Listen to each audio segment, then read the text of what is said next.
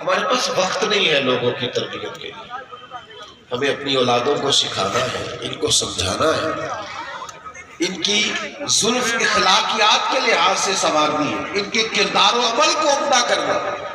تو اللہ کا بندہ چاہتا ہے کہ اللہ کی مخلوق اللہ کے دروازے پر جھکے، اللہ کی طرف آ جائے، رسول کائنات کی طرف آ جائے، اولیاء اللہ کے فیضان کی طرف آ جائے. رب کا بندہ یہ چاہتا ہے. اور تیسرا اللہ کے بندے کا تعلق ہوتا ہے اپنی ذات کے ساتھ. وہ اپنے نفس کی معرفت رکھتا ہے. من عرف نفسہ فقد عرف ربہ. وہ کسی مقام پر بھی کسی تکبر کا شکار نہیں ہوتا.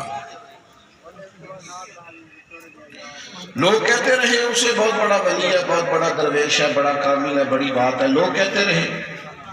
لیکن رب کا بندہ اپنے ساتھ اس کا یہ حضرت مجدد الفسانی رحمۃ اللہ علیہ نے ایک اصطلاح بیان کی.